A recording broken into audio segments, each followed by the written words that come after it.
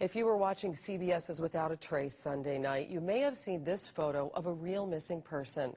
Bambi Madden vanished in January, and police hope that one of you Councilman Giovanni Scaringi is dedicating a day to a woman store near her home when she went missing, never to be found. 1 decade later, the loss still weighs heavy on the minds of many. Last month marked 10 years since her disappearance.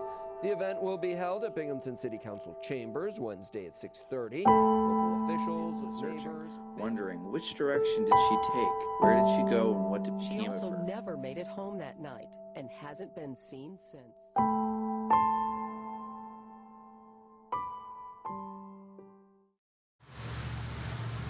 Back in January of 2006, we received a missing person report.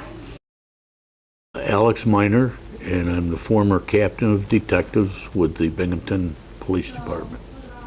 The information we had at that time was that Bambi had left her home. It was relatively late at night, and she was supposedly going to a store for cigarettes and or beer, and never came back home.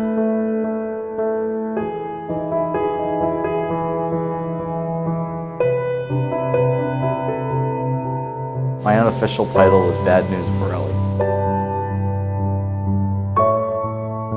I have been doing coverage with this case for probably since 2012, 2013.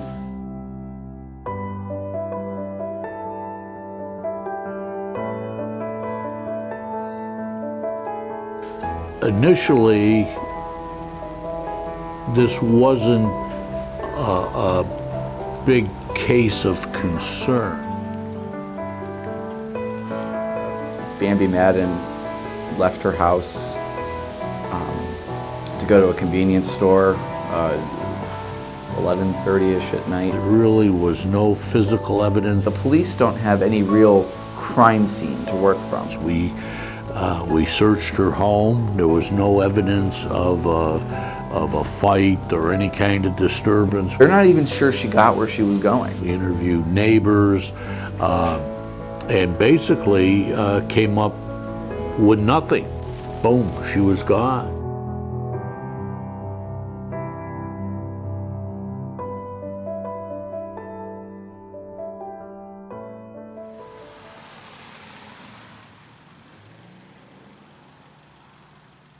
Unfortunately, Bambi lived kind of a dangerous lifestyle. She had a few rough spots in years before. She was a drug user, part-time prostitute. But nothing significant that they could detect. And then there's nothing. There's been no trace, nothing but a vague trail to follow.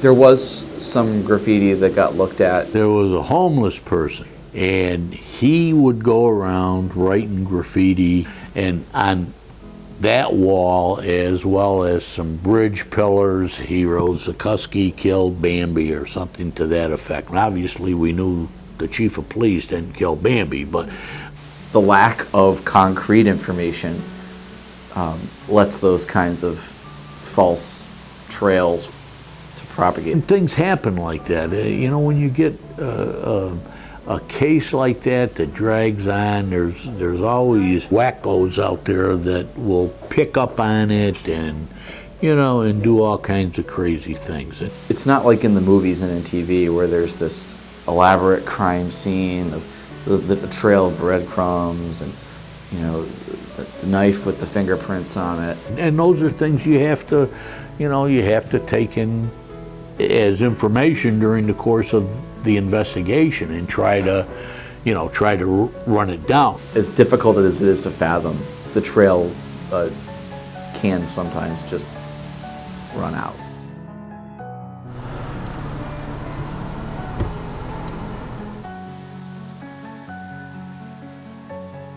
Every once in a while, you know, something will come up and the detectives will follow the lead and in most cases disregard any involvement with the Bambi Madden case. You know, it's one of those things where after a while you do start to think it might never be solved. My gut feeling is that she probably met some kind of foul play. In my research, I've looked at cases. There's a national database of missing persons, and you can narrow that down by state and go through by county. Over the years, every once in a while, something would come in. If it came in, I assigned guys and we ran that lead right till the end. In all those cases, it came up to be nothing.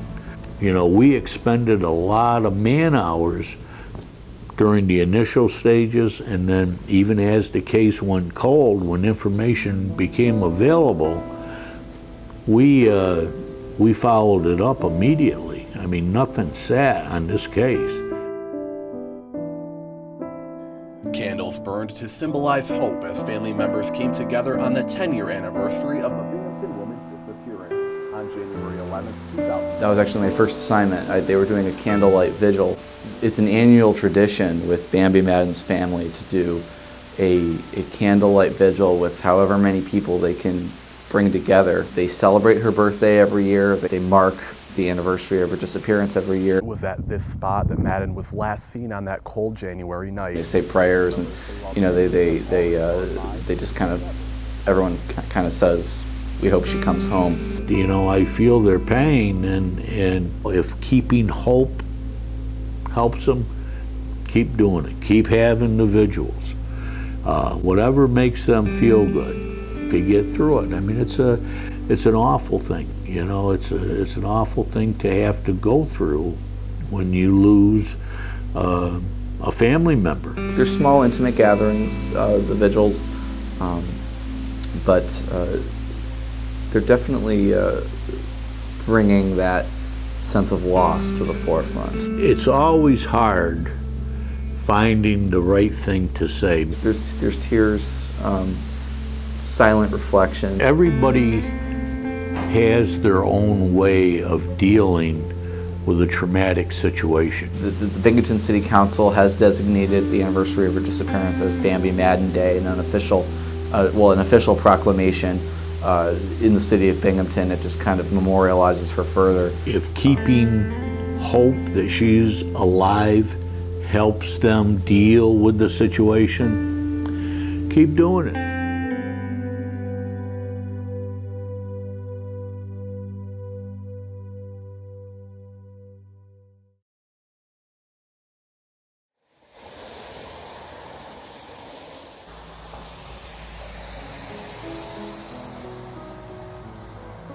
You know, there's always a ray of hope.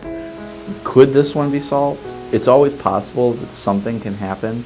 It's not unprecedented that a case will break. I've had cases over the years where some people just choose of their own volition to leave and start a new life. And there's always the chance that there may be somebody out there that knows something about this and to this point hasn't said, and maybe with every year with the publicity bringing awareness again, maybe one day somebody will say, I just got to get it off my chest. Whenever we do publish stories about this case, it becomes one of the most widely read articles on our website. To anyone that's out there that has information that can help this family find some closure, I would certainly encourage them to come forward. We're all living in this community. We all want to be safe, and I would certainly encourage anyone that knows anything or thinks they might know anything to just give the police a ring or let them know. You can always remain anonymous. You know, and certainly it's a story that I'm going to continue following, and hopefully one day we can tell the story about what happened to her.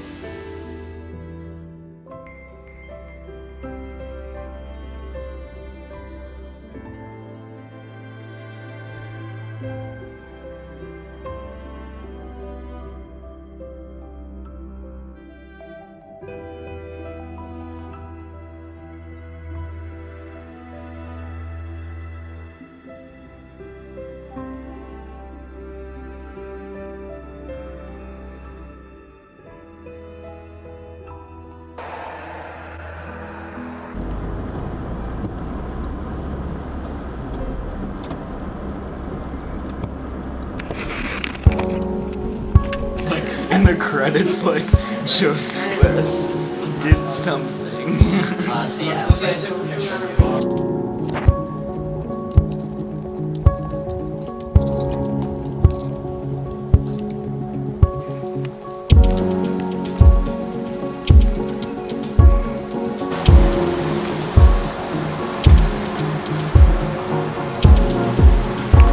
Is it recording?